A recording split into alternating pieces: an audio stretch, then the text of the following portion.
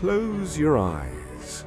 Feel the temperature drop as the London rain fades, replaced by the heavy, silent chill of an ancient stone cellar.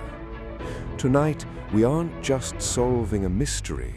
We are descending into the quiet dark of the Musgrave ritual to erase your racing thoughts and guide you into a deep, subterranean sleep. Stop listening as a guest. If you keep returning to our archives without joining the community, the fog will eventually close in and you'll lose your way forever. Subscribe now, or don't complain when you can't find this sanctuary again. Now settle in, breathe slowly, and let us begin. An anomaly which often struck me in the character of my friend Sherlock Holmes was that although in his methods of thought he was the neatest and most methodical of mankind, and although also he affected a certain quiet primness of dress, he was nonetheless in his personal habits one of the most untidy men that ever drove a fellow lodger to distraction. Not that I am in the least conventional in that respect myself. The rough and tumble work in Afghanistan, coming on the top of a natural bohemianism of disposition, has made me rather more lax than befits a medical man. But with me there is a limit, and when I find a man who keeps his cigars in the coal scuttle, his tobacco in the toe end of a Persian slipper, and his unanswered correspondence transfixed by a jackknife into the very center of his wooden mantelpiece, then I begin to give myself virtuous airs. I have always held, too, that pistol practice should be distinctly an open-air pastime, and when Holmes, in one of his queer humors, would sit in an armchair with his hair trigger and 100 boxer cartridges and proceed to adorn the opposite wall with a patriotic VR done in bullet pox, I felt strongly that neither the atmosphere nor the appearance of our room was improved by it. Our chambers were always full of chemicals and of criminal relics which had a way of wandering into unlikely positions and of turning up in the butter dish or in even less desirable places. But his papers were my great crux. He had a horror of destroying documents, especially those which were connected with his past cases, and yet it was only once in every year or two that he would muster energy to docket and arrange them. For, as I have mentioned somewhere in these incoherent memoirs, the outbursts of passionate energy when he performed the remarkable feats with which his name is associated were followed by reactions of lethargy, during which he would lie about with his violin and his books, hardly moving save from the sofa to the table. Thus, month after month, his papers accumulated, until every corner of the room was stacked with bundles of manuscript, which were on no account to be burned, and which could not be put away save by their owner. One winter's night, as we sat together by the fire, I ventured to suggest to him that, as he had finished pasting extracts into his commonplace book, he might employ the next 2 hours in making our room a little more habitable. He could not deny the justice of my request, so, with a rather rueful face, he went off to his bedroom, from which he returned presently, pulling a large tin box behind him. This he placed in the middle of the floor, and squatting down on a stool in front of it, he threw back the lid. I could see that it was already a third full of bundles of paper tied up with red tape into separate packages. "There are cases enough here, Watson," said he, looking at me with mischievous eyes. "I think that if you knew all that I had in this box, you would ask me to pull some out instead of putting others in." "These are the records of your early work, then?" I asked. "I have often wished that I had notes of those cases." "Yes, my boy, These were all done prematurely before my biographer had come to glorify me. He lifted bundle after bundle in a tender, caressing sort of way. "They are not all successes, Watson," said he, "but there are some pretty little problems among them. Here's the record of the Tarleton murders, and the case of Vambury, the wine merchant, and the adventure of the old Russian woman, and the singular affair of the aluminium crutch, as well as a full account of Ricoletti of the clubfoot and his abominable wife. And here, now, this really is something a little recherché." He dived his arm down to the bottom of the chest and brought up a small wooden sliding lid, such as children's toys are kept in. From within, he produced a crumpled piece of paper, an old-fashioned brass key, a peg of wood with a ball of string attached to it, and 3 rusty old discs of metal. "Well, my boy, what do you make of this lot?" he asked, smiling at my expression. "It is a curious collection, very curious, and the story that hangs round it will strike you as being more curious still. These relics have a history, then, so much so that they are history. What do you mean by that?" Sherlock Holmes picked them up one by one and laid them along the edge of the table. Then he reseated himself in his chair and looked them over with a gleam of satisfaction in his eyes. "These," said he, "are all that I have left to remind me of the adventure of the Musgrave ritual." I had heard him mention the case more than once, though I had never been able to gather the details. "I should be so glad," I said, "if you would give me an account of it." "And leave the litter as it is?" he cried mischievously. "Your tidiness won't bear much strain after all, Watson. But I should be glad that you should add this case to your annals, for there are points in it that make it quite unique in the criminal records of this, or I believe, of any other country. A collection of my trifling achievements would certainly be incomplete which contained no account of this very singular business." You may remember how the affair of the Gloria Scott and my conversation with the unhappy man whose fate I told you of first turned my attention in the direction of the profession which has become my life's work. You see me now when my name has become known far and wide, and when I am generally recognized both by the public and by the official force as being a final court of appeal in doubtful cases. Even when you knew me first, at the time of the affair which you have commemorated in A Study in Scarlet, I had already established a considerable, though not a very lucrative, connection. You can hardly realize, then, how difficult I found it at first, and how long I had to wait before I succeeded in making any headway. When I first came up to London, I had rooms in Montague Street, just round the corner from the British Museum, and there I waited, filling in my too abundant leisure time by studying all those branches of science which might make me more efficient. Now and again cases came in my way, principally through the introduction of old fellow students, for during my last years at the university there was a good deal of talk there about myself and my methods.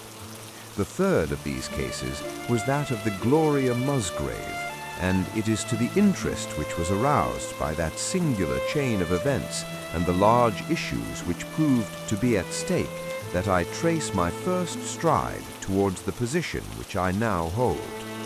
Reginald Musgrave had been in the same college as myself, and I had some slight acquaintance with him. He was not generally popular among the undergraduates, though it always seemed to me that what was set down as pride was really an attempt to cover extreme natural diffidence. In appearance, he was a man of exceedingly aristocratic type, thin, high-nosed, and large-eyed, with languid yet courtly manners. He was indeed a scion of one of the very oldest families in the kingdom, though his branch was a cadet one, which had separated from the northern Musgraves some time in the 16th century, and had established itself in western Sussex, where the manor house of Hurlstone is perhaps the oldest inhabited building in the county. Something of his birthplace seemed to cling to the man, and I never looked at his pale, keen face or the poise of his head without associating him with grey archways and mullioned windows and all the venerable wreckage of a feudal keep. Once or twice we drifted into talk, and I can remember that more than once he expressed a keen interest in my methods of observation and inference. For 4 years I had seen nothing of him until one morning he walked into my room in Montague Street. He had changed little, was dressed like a young man of fashion, he was always a bit of a dandy, and preserved the same quiet, suave manner which had formerly distinguished him. "How has all gone with you, Musgrave?" I asked, after we had cordially shaken hands. "You probably heard of my poor father's death," said he. "He was carried off about 2 years ago. Since then, I have, of course, had the Hurlstone estates to manage, and as I am member for my district as well, my life has been a busy one. But I understand, Holmes, that you are turning to practical ends those powers with which you used to amaze us." "Yes," I said, "I have taken to living by my wits." "I am delighted to hear it, for your advice at present would be exceedingly valuable to me. We have had some very strange doings at Hurlstone, and the police have been able to throw no light on the matter. It is really the most extraordinary and inexplicable business." You can imagine with what eagerness I listened to him, Watson, for the very chance for which I had been panting during all those months of inaction seemed to have come within my reach. In my innermost heart, I believed that I could succeed where others failed, and now I had the opportunity to test myself. "Pray, let me have the details," I cried. Reginald Musgrave sat down opposite me and lit the cigarette which I had pushed towards him. "You must know," said he, "that though I am a bachelor, I have to keep up a considerable staff of servants at Hurlstone, for it is a rambling old place and takes a good deal of looking after. I preserve, too, and in the pheasant months I usually have a house party, so that it would not do to be short-handed. Altogether there are 8 maids, the cook, the butler, 2 footmen, and a boy. The garden and the stables, of course, have a separate staff. Of these servants, the one who had been longest in our service was Brunton, the butler. He was a young schoolmaster out of place when he was first taken up by my father, but he was a man of great energy and character, and he soon became quite invaluable in the household. He was a well-grown, handsome man with a splendid forehead, and though he has been with us for 20 years, he cannot be more than 40 now. With his personal advantages and his extraordinary gifts, for he can speak several languages and play nearly every musical instrument, it is wonderful that he should have been satisfied so long in such a position. But I suppose that he was comfortable and lacked energy to make any change. The butler of Hurlstone is always a thing that is remembered by all who visit us. But this paragon has one fault. He's a bit of a Don Juan, and you can imagine that for a man like him, it is not a very difficult part to play in a quiet country district. When he was married, it was all right, but since he has been a widower, we've had no end of trouble with him. A few months ago, we were in hopes that he was about to settle down again, for he became engaged to Rachel Howells, our second housemaid, but he has thrown her over since then and taken up with Janet Tregellis, the daughter of the head gamekeeper. Rachel, who is a very good girl, but of an excitable Welsh temperament, goes about the house now, or did until yesterday, like a black-eyed shadow of her former self. That was our first drama at Hurlstone, but a second one came to drive it from our minds, and it was prefaced by the disgrace and dismissal of Butler Brunton. This was how it came about. I have said that the man was intelligent, and this very intelligence has caused his ruin, for it seems to have led him to an insatiable curiosity about things which did not in the least concern him. I had no idea of the lengths to which this would carry him until the merest accident opened my eyes to it. I have said that the house is a rambling one. One day last week, on Thursday night to be more exact, I found that I could not sleep, having foolishly taken a cup of strong café noir after my dinner.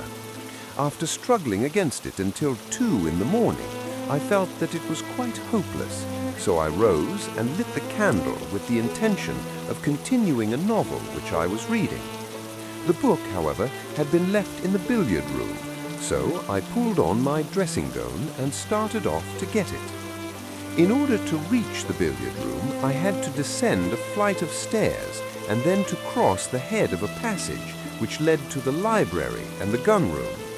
You can imagine my surprise when, as I looked down this corridor, I saw a glimmer of light coming from the open door of the library.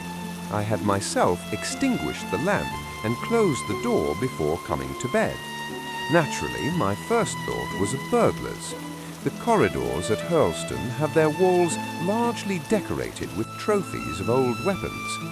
From one of these I picked a battle axe, and then, leaving my candle behind me, I crept on tiptoe down the passage and peeped in at the open door. Brunton, the butler, was in the library. He was sitting, fully dressed, in an easy-chair, with a slip of paper which looked like a map upon his knee, and his forehead sunk forward upon his hand in deep thought. I stood dumb with astonishment, watching him from the darkness. A small taper on the edge of the table shed a feeble light which sufficed me to show me that he was fully dressed. Suddenly, as I looked, he rose from his chair, and walking over to a bureau at the side, he unlocked it and drew out one of the drawers. From this he took a paper, and, returning to his seat, he flattened it out beside the taper on the edge of the table, and began to study it with minute attention. My indignation at this calm examination of our family documents overcame me so much that I took a step forward, and Brunton, looking up, saw me standing in the doorway.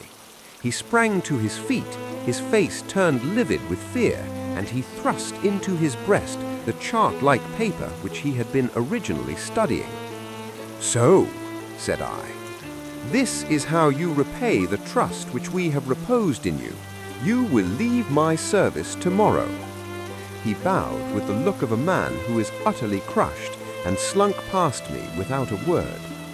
The taper was still on the table, and by its light I glanced to see what the paper was which Brunton had taken from the bureau. To my surprise, it was nothing of any importance at all, but simply a copy of the questions and answers in the singular old observance called the Musgrave ritual. It's a sort of ceremony peculiar to our family, which each Musgrave for centuries past has gone through on his coming to age, a thing of private interest and perhaps of some little importance to the archaeologist, like our own blazonings and charges, but of no practical use whatever. "We had better come back to the paper afterwards," said I. "If you think it really necessary," he answered with some hesitation. To continue my statement, however, I relocked the bureau, using the key that Brunton had left, and I had turned to go when I was surprised to find that the butler had returned and was standing before me. "Mr. Musgrave, sir," he cried, in a voice which was hoarse with emotion. "I can't bear disgrace, sir. I've always been proud above my station in life, and disgrace would kill me. My blood will be on your head, sir. It will indeed, if you drive me to despair. If you cannot keep me after what has passed, then for God's sake let me give you notice and leave in a month, as if of my own will. I could stand that, Mr. Musgrave, but not to be cast out before all the folk that I know so well." "You don't deserve much consideration, Brunton," I answered. "Your conduct has been most infamous. However, as you have been a long time in the family, I have no wish to bring public disgrace upon you. A month, however, is too long. Take yourself away in a week and give what reason you like to going." "Only a week, sir," he cried in a despairing voice. "A fortnight, say at least a fortnight." "A week," I repeated, "and you may consider yourself to have been very leniently dealt with." He crept away, his face sunk upon his breast like a broken man, while I put out the light and returned to my room. For 2 days after this, Brunton was most assiduous in his attention to his duties. I made no allusion to what had passed, and waited with some curiosity to see how he would cover his disgrace. On the 3rd morning, however, he did not appear, as was his custom, after breakfast to receive my instructions for the day. As I left the dining room, I happened to meet Rachel Howells, the maid. I have told you that she had only recently recovered from an illness and was looking so wretchedly pale and wan that I remonstrated with her for being at work. "You should be in bed," I said. "Come back to your duties when you're stronger." She looked at me with such a strange expression that I began to suspect that her brain was affected. "I am strong enough, Mr. Musgrave," she said. "We will see what the doctor says," I answered. "You must stop work now, and when you go downstairs, just say that I wish to see Brunton." "The butler is gone," she said. "Gone? Gone where?" "He is gone. No one has seen him. He is not in his room. Oh yes, he is gone. He is gone." She fell back against the wall with shriek after shriek of laughter, while I, horrified at this sudden hysterical attack, rushed to the bell to summon help. The girl was taken to her room, still screaming and sobbing, while I made inquiries about Brunton. There was no doubt about it that he had disappeared. His bed had not been slept in. He had been seen by no one since he had retired to his room the night before, and yet it was difficult to see how he could have left the house, as both windows and doors were found to be fastened in the morning. His clothes, his watch, and even his money were in his room, but the black suit which he usually wore was missing. His slippers, too, were gone, but his boots were left behind. Then where could Butler Brunton have gone in the night, and what could have become of him now? Of course, we searched the house from cellar to garret, but there was no trace of him. It is, as I have said, a labyrinth of an old house, especially the original wing, which is now practically uninhabited, but we ransacked every room and cellar without discovering the least sign of the missing man. It was incredible to me that he could have gone away, leaving all his property behind him, and yet where could he be? I called in the local police, but without success. Rain had fallen on the night before, and we examined the lawn and the paths all round the house, but in vain. Matters were in this state when a new development quite drew our attention away from the original mystery. For 2 days, Rachel Howells had been so ill, sometimes delirious, sometimes hysterical, that a nurse had been employed to sit up with her at night. On the 3rd night after Brunton's disappearance, the nurse, finding her patient sleeping nicely, had dropped into a nap in the armchair when she woke in the early morning to find the bed empty, the window open, and no signs of the invalid. I was instantly aroused, and with the 2 footmen started off at once in search of the missing girl. It was not difficult to tell the direction which she had taken, for starting from under her window, we could follow her footmarks easily across the lawn to the edge of the mere, where they vanished close to the gravel path which leads out of the grounds. The lake there is 8 feet deep, and you can imagine our feelings when we saw that the trail of the poor demented girl came to an end at the edge of it. Of course, we had the drags at once and set to work to recover the remains, but no trace of the body could we find. On the other hand, we brought to the surface an object of a most unexpected kind. It was a linen bag which contained within it a mass of old rusted and discolored metal, and several dull-colored pieces of pebble or glass. This strange find was all that we could get from the mere, and although we made every possible search and inquiry yesterday, we know nothing of the fate either of Rachel Howells or of Richard Brunton.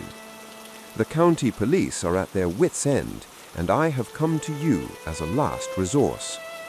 You can imagine, Watson, with what eagerness I listened to this extraordinary sequence of events and endeavored to piece them together and to devise a common thread upon which they might all hang. The butler was gone. The maid was gone. The maid had loved the butler, but had afterwards had cause to hate him. She was of Welsh blood, fiery and passionate. She had been terribly excited immediately after his disappearance. She had flung into the lake a bag containing some curious contents. These were all factors which had to be taken into consideration, and yet none of them got quite to the heart of the matter. What was the starting point of this chain of events? There lay the end of this tangled line. "I must see that paper, Musgrave," said I, "which this butler of yours thought it worth his while to consult, even at the risk of the loss of his place." "It is rather an absurd business, this ritual of ours," he answered, "but it has at least the saving grace of antiquity to excuse it. I have a copy of the questions and answers here, if you care to run your eye over them." He handed me the very paper which I have here, Watson, and this is the strange catechism to which each Musgrave had to submit when he came to man's estate. I will read you the questions and answers as they stand. Whose was it? His who is gone. Who shall have it? He who will come. Where was the sun? Over the oak. Where was the shadow? Under the elm. How was it stepped? North by 10 and by 10, east by 5 and by 5, south by 2 and by 2, west by 1 and by 1, and so under. What shall we give it? All that is ours. Why should we give it?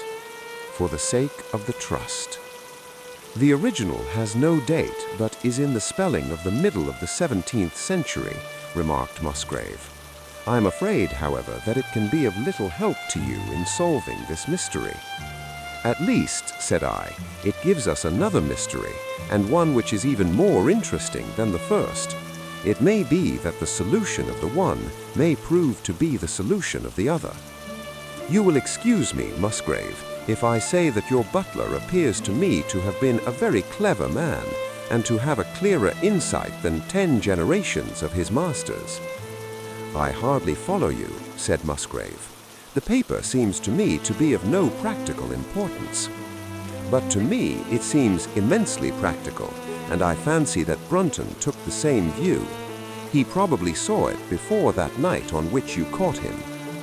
It is very possible. We took no pains to hide it.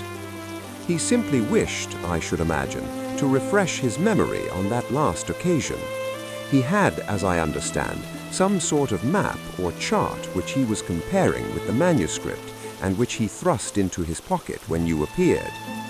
That is true, but what could he have to do with this old family custom of ours, and what does this rigmarole mean? I don't think we should have much difficulty in determining that, said I. With your permission, we will take the first train down to Sussex and go a little more deeply into the matter on the spot. The same afternoon saw all 2 of us at Hurlstone. Possibly you have seen pictures and read descriptions of the famous old building, so I will confine my account of it to saying that it is built in the shape of an L, the long arm being the more modern portion, and the shorter the ancient nucleus from which the other had developed. Over the low, heavily linteled door in the center of this old part is chiseled the date 1607, but experts agree that the beams and stonework are really much older than this. The enormously thick walls and tiny windows of this part had, in the last century, driven the family into building the new wing, and the old one was used now as a storehouse and a cellar when it was used at all. A splendid park with fine old timber surrounds the house, and the lake to which my client had referred lay close to the avenue, about 200 yards from the building. I was already firmly convinced, Watson, that there were not 3 separate mysteries here, but one only, and that if I could read the Musgrave ritual aright, I should hold in my hand the clue which would lead me to the truth concerning both the butler Brunton and the maid Howells. To that, then, I turned all my energies. Why should this servant be so anxious to master this old formula? Evidently because he saw something in it which had escaped all those generations of country squires, and from which he expected some personal advantage. What was it, then, and how had it affected his fate? It was perfectly obvious to me, on reading the ritual, that the measurements must refer to some spot to which the rest of the document alluded, and that if we could find that spot, we should be in a fair way towards finding what the secret was which the old Musgraves had thought it necessary to embalm in so curious a fashion. There were 2 guides given us to start with, an oak and an elm. As to the oak, there could be no question at all. Right in front of the house, upon the left-hand side of the drive, there stood a patriarch among oaks, one of the most magnificent trees that I have ever seen. "That was there when your ritual was drawn up," said I, as we drove past it. "It was there at the Norman Conquest, in all probability," he answered. "It has a girth of 23 feet. "Have you any old elms?" I asked. "There used to be a very old one over yonder, but it was struck by lightning 10 years ago, and we cut down the stump." "You can see where it used to be?" "Oh, yes." "There are no other elms?" "No old ones, but plenty of beeches." "I should like to see where it grew." We had driven up in a dog-cart, and my client led me away at once, without our entering the house, to the scar on the lawn where the elm had stood. It was nearly midway between the oak and the house. My investigation seemed to be progressing. "I suppose it's impossible to find out how high the elm was?" I asked. "I can give you it at once. It was 64 feet. "How do you come to know it?" I asked in surprise. "When my old tutor used to give me an exercise in trigonometry, it always took the shape of measuring heights. When I was a lad, I worked out every tree and building in the estate." This was an unexpected piece of luck. My data were coming more quickly than I could have reasonably hoped.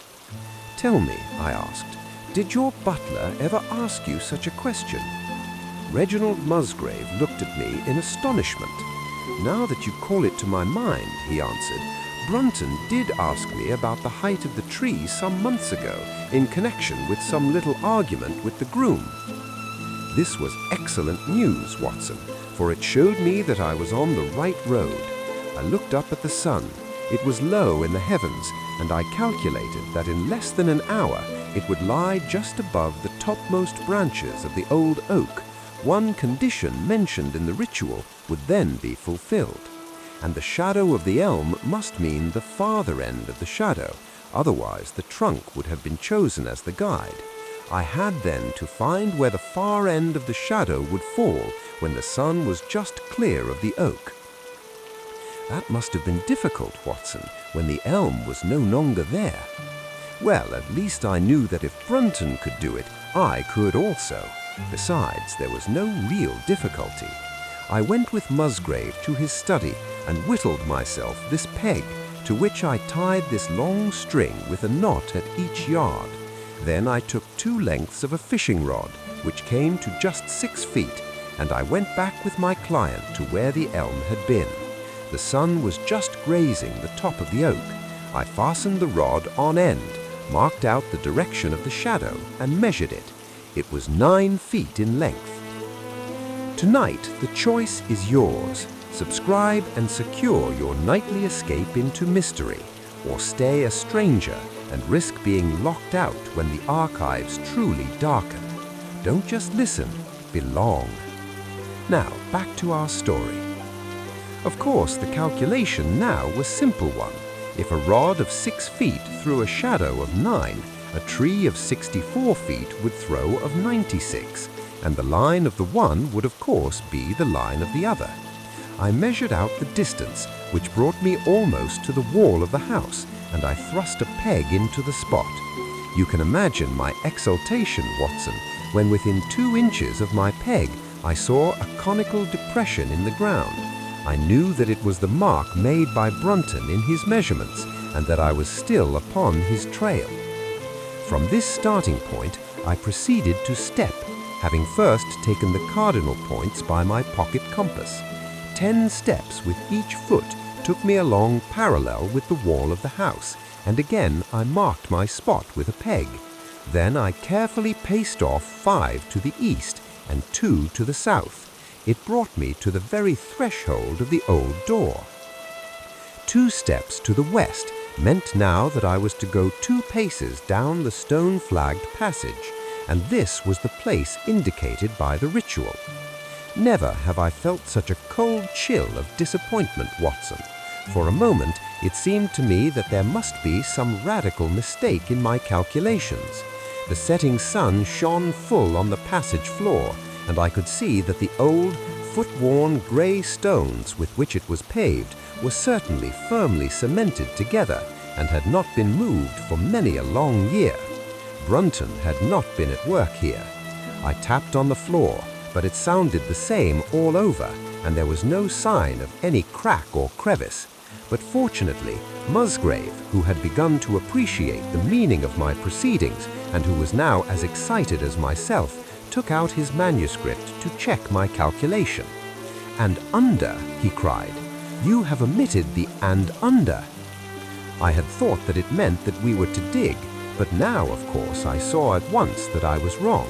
"There is a cellar under this, then?" I cried. Yes, and as old as the house. Down here, through this door. We went down a winding stone stair, and my companion, striking a match, lit a large lantern which stood on a barrel in the corner.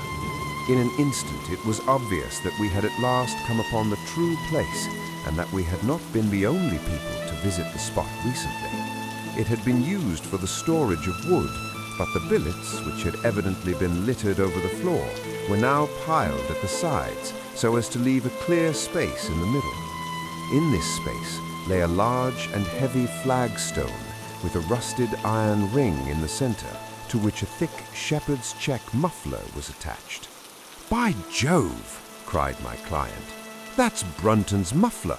I have seen it on him and could swear to it. What has the villain been doing here?" At my suggestion, a couple of the county police were summoned to be present, and I then endeavored to raise the stone by pulling on the cravat. I could only move it slightly, and it was with the aid of one of the constables that I succeeded at last in carrying it to one side. A black hole yawned beneath, into which we all peered, while Musgrave, kneeling at the side, pushed down the lantern. A small chamber, about 7 feet deep and 4 feet square, lay open to us. At one side of this was a squat, brass-bound wooden box, the lid of which was hinged upwards, with this curious old-fashioned key projecting from the lock. It was furred outside by a thick layer of dust, and damp and worms had eaten through the wood, so that a crop of livid fungi was growing on the inside of it. Several discs of metal, old coins apparently, such as I hold here, were scattered over the bottom of the box, but it contained nothing else. At the moment, however, we had no thought for the old chest, for our eyes were riveted upon that which crouched beside it. It was the figure of a man, clad in a suit of black, who squatted down upon his hams, with his forehead sunk on the edge of the box and his 2 arms thrown out on either side of it. The attitude had drawn all the stagnant blood to the face, and no man could have recognized that distorted, liver-colored countenance. But his height, his dress, and his hair were all sufficient to show my client, when we had drawn the body up, that it was indeed his missing butler. He had been dead some days, but there was no wound or bruise upon his person to show how he had met his dreadful end. When his body had been carried from the cellar, we found ourselves still confronted with a problem which was almost as formidable as that with which we had started. I confess that so far, Watson, I had been disappointed in my investigation. I had reckoned upon solving the matter when once I had found the place referred to in the ritual, but now I was there and was apparently as far as ever from knowing what it was that the family had concealed with such elaborate precautions. It is true that I had thrown a light upon the fate of Brunton, but now I had to ascertain how that fate had come upon him, and what part had been played in the matter by the woman who had disappeared. I sat down on a keg in the corner and thought the whole matter carefully over. You know my methods in such cases, Watson.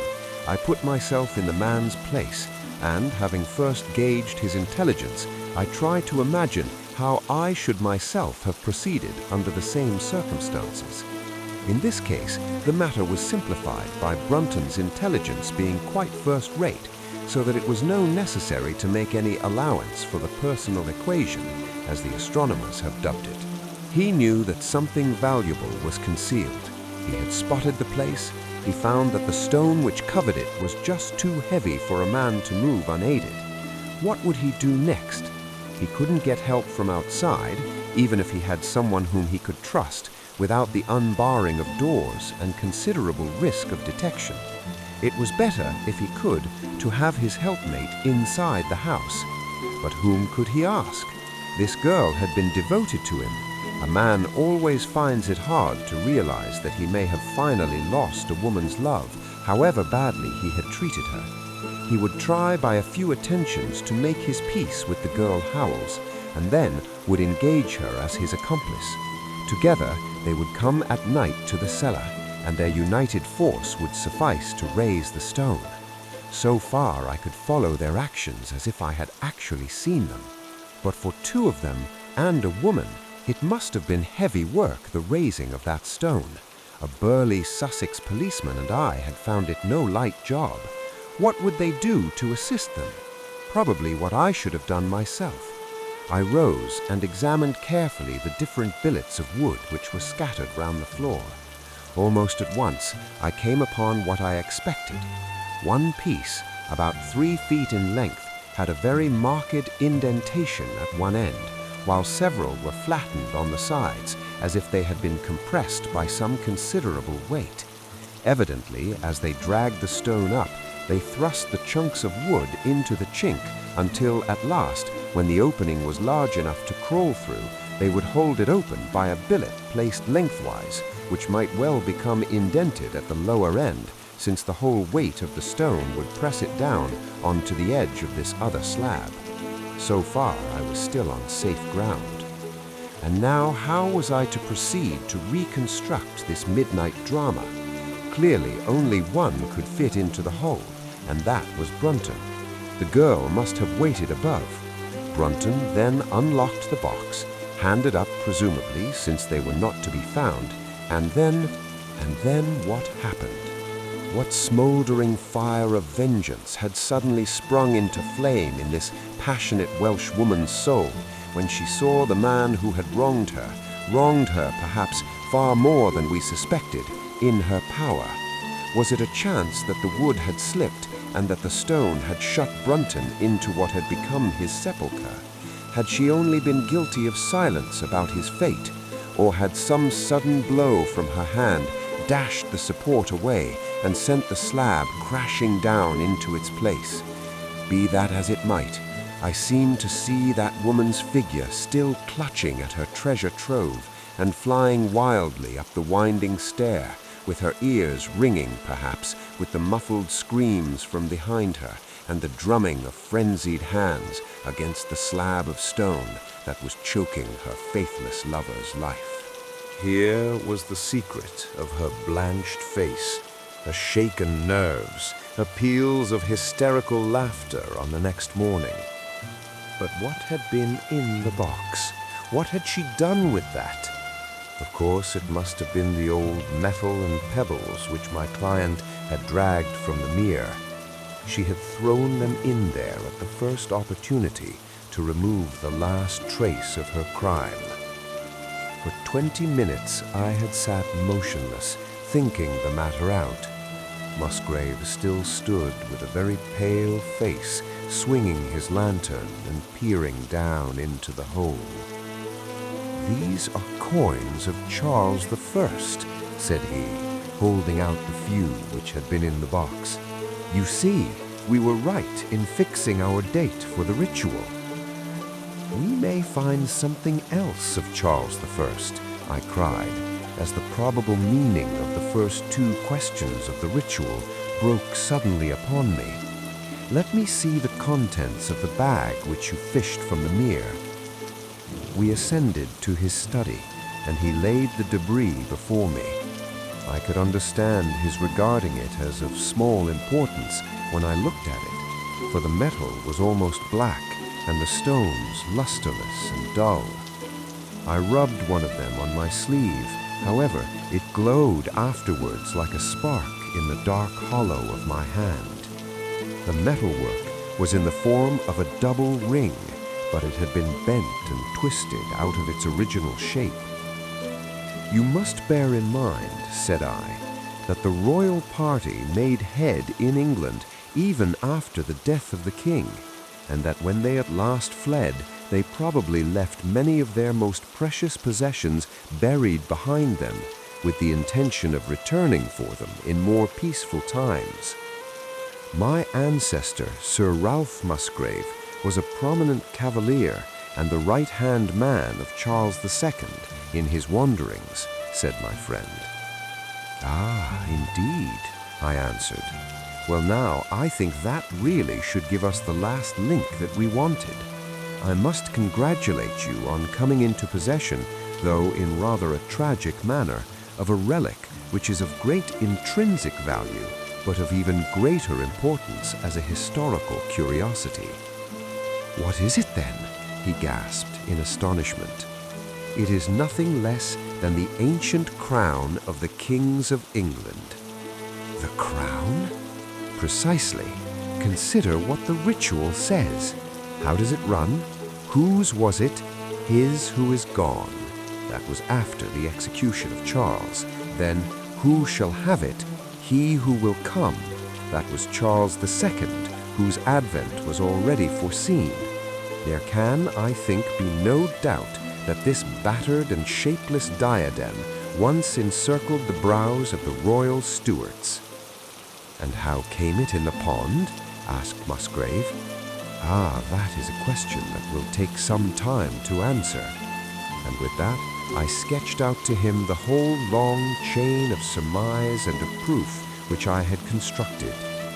The twilight had closed in, and the moon was shining brightly in the sky before my narrative was finished.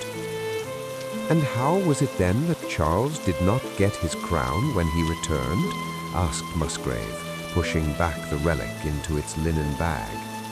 "Ah, there you lay your finger on the one point which we shall probably never be able to clear up. It is likely that the Musgrave who held the secret died in the interval, and by some oversight left this guide to his descendant without explaining the meaning of it. From that day to this, it has been handed down from father to son, until at last it came within reach of a man who tore its secret out of it and lost his life in the venture. And that's the story of the Musgrave ritual, Watson. They have the crown down at Hurlstone, though they had some legal bother and a considerable sum to pay before they were allowed to retain it. I'm sure that if you mentioned my name, they would be happy to show it to you. Of the woman, nothing was ever heard, and the probability is that she got away out of England and carried herself and the memory of her crime to some land beyond the seas. The mystery is solved, and the fire in the hearth dims. Sleep well. This has been a production of Midnight Archives.